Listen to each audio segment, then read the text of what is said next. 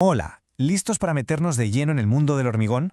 Hoy vamos a desgranar las claves, las reglas de oro que usan los ingenieros para que las estructuras de hormigón armado no solo aguanten, sino que sean seguras de verdad. Es como aprender el idioma secreto que hace que los edificios se mantengan en pie. Seguro que alguna vez mirando un rascacielos hemos pensado, ¿pero esto cómo se aguanta?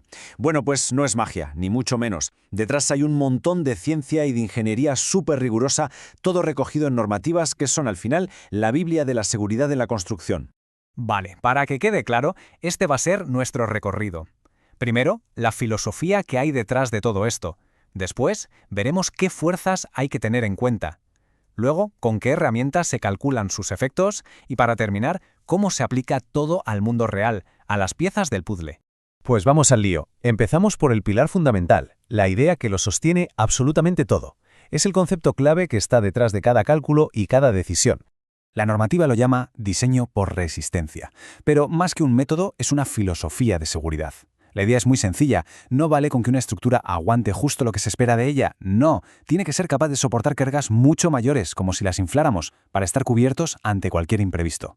Y todo esto se resume en esta pequeña ecuación, que es el corazón de todo. La resistencia de diseño, que es lo que el elemento puede aguantar de verdad, ya con sus márgenes de seguridad, tiene que ser sí o sí mayor o como mínimo igual a la resistencia requerida, que son esas fuerzas ya infladas que hemos dicho. Es la receta perfecta para la tranquilidad. Construye siempre con un buen colchón de seguridad. Vale, ya tenemos la filosofía. Construir más fuerte de lo necesario.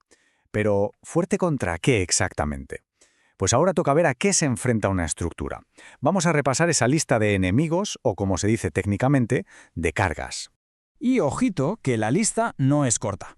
No hablamos solo del peso del propio edificio o de la gente que lo usa, hablamos de todo lo que le pueda pasar en su vida. Fijaos, se tiene en cuenta desde un terremoto, que para eso está la norma E030, hasta cosas que parecen menores pero no lo son, como los cambios de temperatura o si el suelo cede un poquito. Aquí no se puede dejar ni un cabo suelto. Perfecto.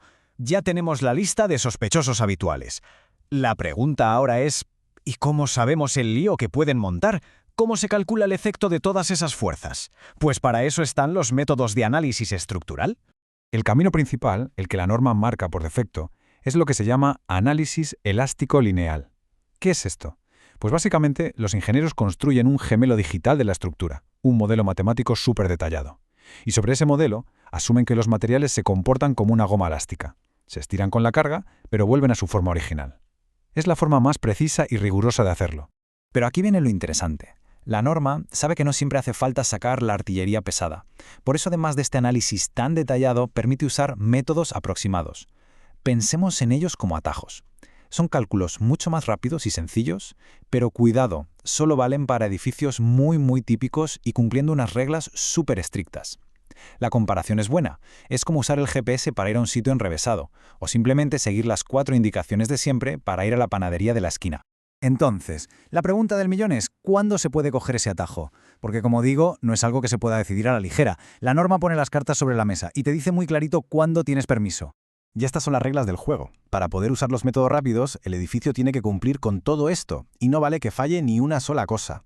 Como se ve, son condiciones que definen un edificio de libro. Vanos parecidos, cargas bien repartidas, vigas y pilares uniformes.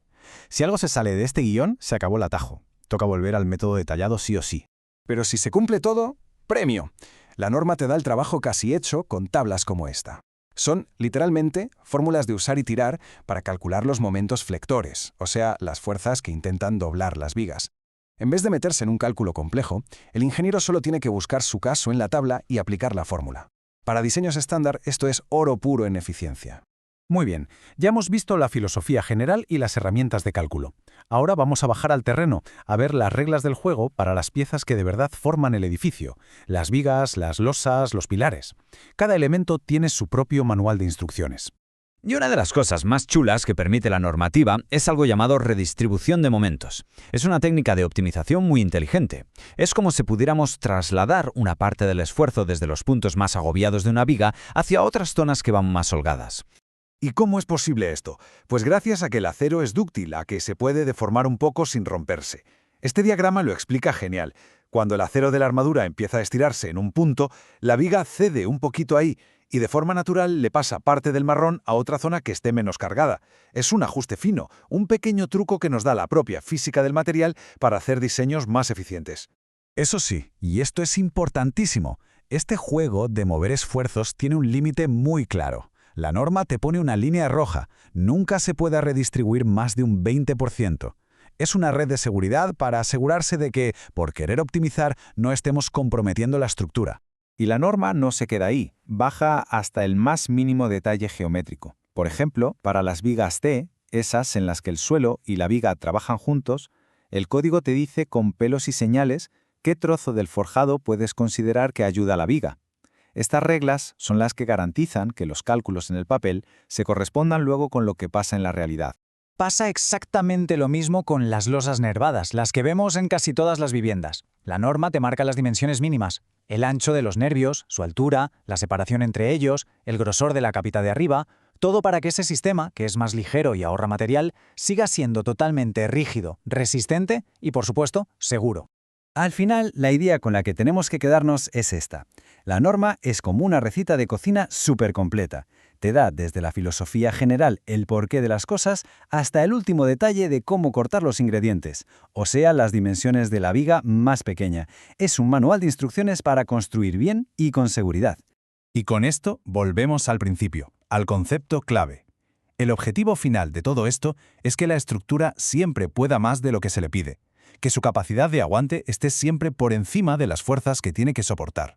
Así nos aseguramos no solo de que no falle, sino de que tenemos un colchón de seguridad que conocemos y controlamos perfectamente.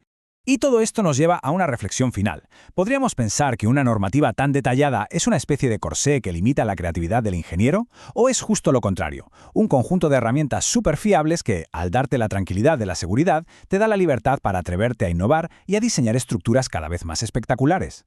Ahí queda la pregunta. Gracias por la atención.